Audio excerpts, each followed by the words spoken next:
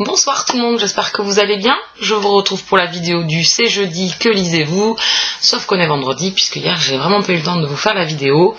Et d'ailleurs je suis en train de réfléchir si je vais garder ce jour-là, parce qu'au niveau du boulot ça va beaucoup évoluer, donc je vais avoir beaucoup moins de temps. Donc peut-être que je vais rentrer dans le moule et faire comme tout le monde, le faire un C'est lundi, que lisez-vous? Comme ça me donnera l'opportunité de pouvoir le faire le dimanche soir.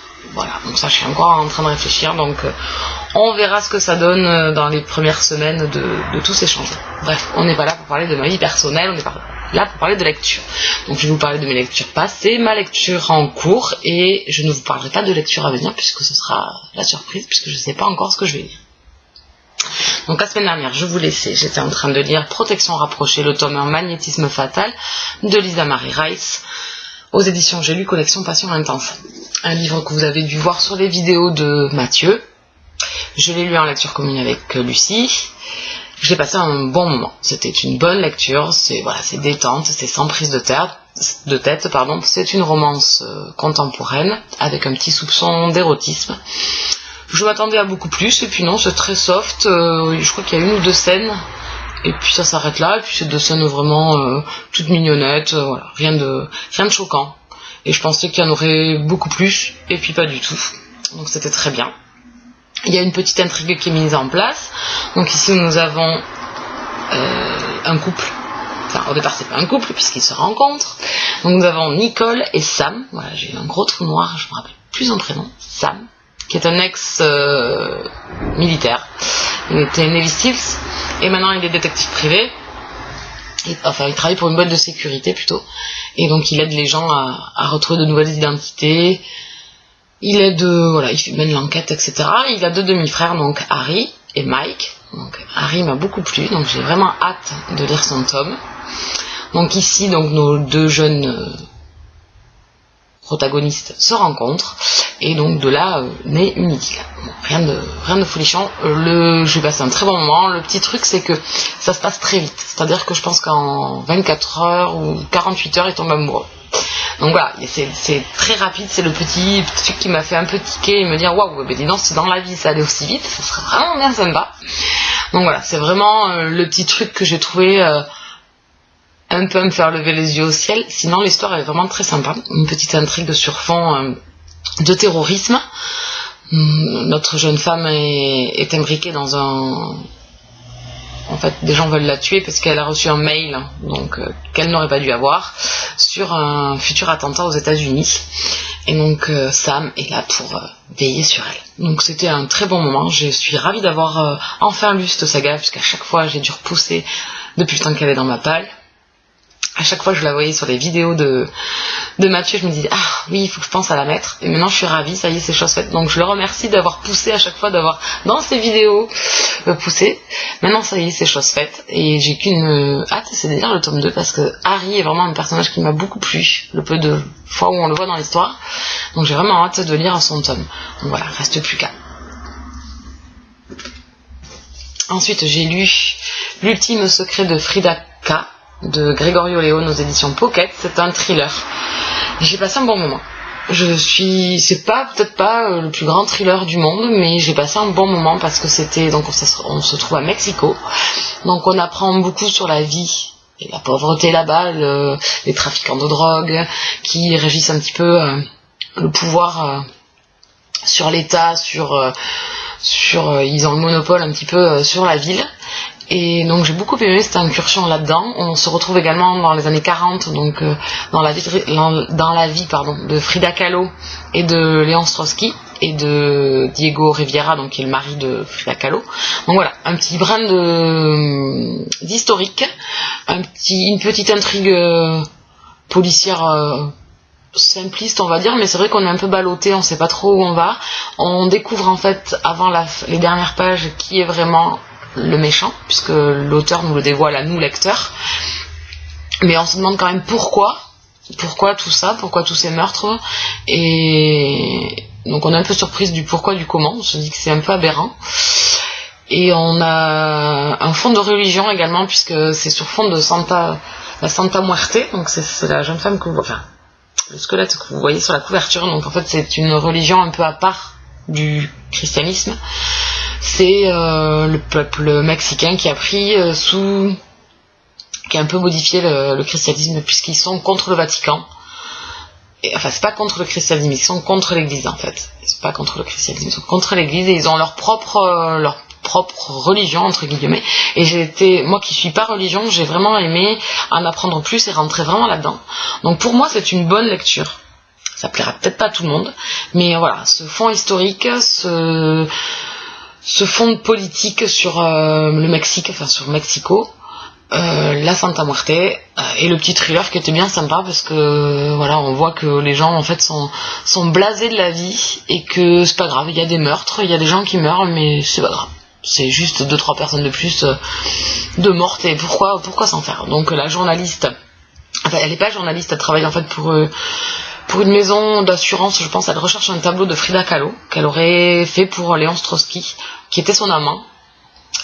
Et donc elle mène l'enquête, et en même temps il y a des meurtres des prostituées qui sont tuées à Mexico, et elle est intriguée et elle essaye de mener l'enquête et de pousser l'enquêteur, donc le policier qui est sur cette enquête, à découvrir qui est derrière tout ça. Voilà, donc vous avez des trafiquants, vous avez des prêtres, voilà. C'est vraiment, moi j'ai passé un très bon moment, donc c'était une bonne lecture, je suis ravie de l'avoir faite. En plus ça se lit très très vite, les chapitres sont très très courts, donc bon dynamisme, pour moi c'était vraiment sympa. Je pense que c'est à lire. Voilà. Le fait de ne pas avoir lu de thriller aussi depuis longtemps, bon c'est pas un thriller révolutionnaire, mais je trouve que tout cet amalgame qu'a fait l'auteur, c'était une bonne lecture. Voilà, après, à vous de voir. Ensuite, j'ai dévoré plutôt, Minuit, le tome 9, Au-delà de minuit de Lara Adrian, aux éditions Milady, collection Bic. Pour celles qui me suivent savent que je suis fan de cette saga. Je passe toujours de très très bons moments. Et ici, ce tome 9 est vraiment explosif. J'ai passé un excellent moment. Je pense qu'il est dans le top 3 des meilleurs de cette saga. Le 1, puisque c'était la découverte, mais le 1 n'était pas le meilleur. Mais bon, il nous fait découvrir quand même l'univers. J'avais beaucoup aimé le 3 et le 5. Et celui-là, je crois qu'il passe devant parce qu'il est vraiment très très bon. On a de tout là-dedans. On a donc le couple principal qui était vraiment très très touchant. La jeune femme a un passé très très lourd et elle a vécu des choses très très lourdes qu'on apprend et qu'on a du mal à digérer. Parce que même si on les imaginer c'est une chose, les avoir décrites dans l'histoire, ça n'est une autre. Donc ça fait un peu mal. C'est un peu du mal à digérer. Et après on retrouve donc tous les personnages qu'on a dans cette histoire. Et c'est vraiment super bien. Et on avance beaucoup dans le récit. Et également dans un autre personnage qui sera le personnage principal du tome 8, et qui me plaît énormément, c'est Chase, qui était pas énormément remarqué dans les premiers tomes, et qui, au fil des tomes, par sa noirceur, se révèle être un personnage très intriguant et très prenant. Donc j'ai hâte de lire le tome 10. Et également donc cette intrigue sur Dragos, sur sa méchanceté, sur ce qu'il essaye de faire et de prendre le pouvoir. Ça c'était super sympa. Donc on n'a pas le temps de s'ennuyer, il se passe plein de choses. J'ai passé un excellent moment, c'était un gros coup de cœur, donc méga coup de cœur avec ce tome 9 qui est vraiment excellent. Je l'ai dévoré. En 2 soirs, il a été fini. Une fois commencé, on peut plus s'arrêter. Vraiment un excellent tome. Et puis j'attendais le chasseur avec impatience et j'ai pas été déçue.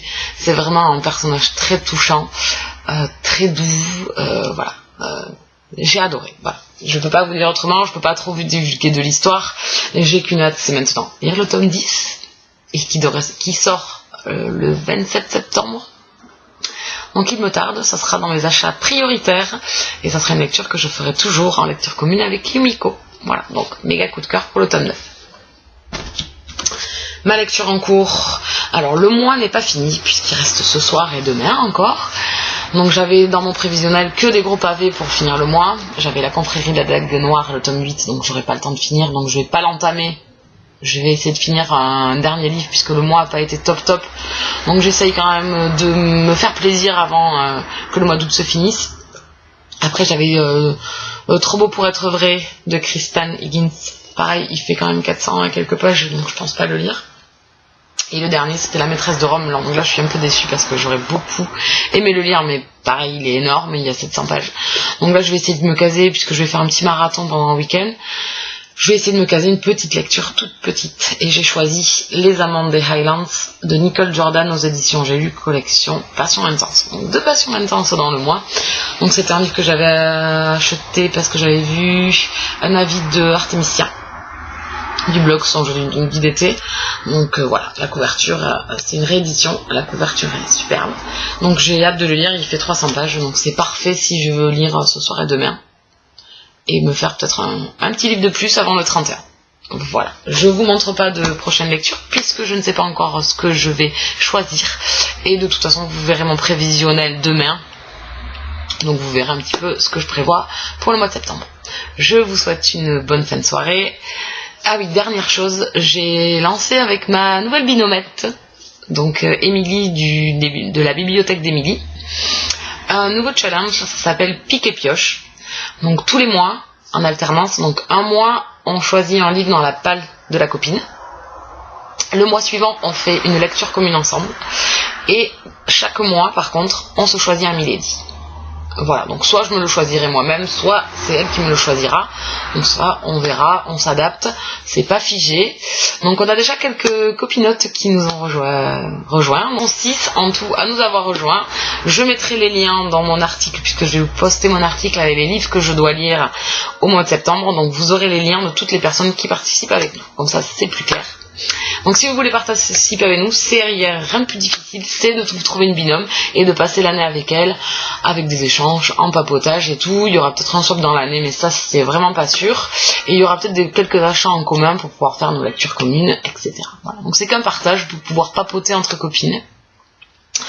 Truc bien sympa. Voilà, le blog reprend un peu son rythme, je suis contente, donc j'ai encore quelques avis à poster. Charlie Davidson, le tome 4, la vie arrive, je vais le poster dans le week-end. Et je vous souhaite un très bon week-end, profitez bien de vos lectures, profitez bien du beau temps, et je vous dis à très très vite. Ciao ciao.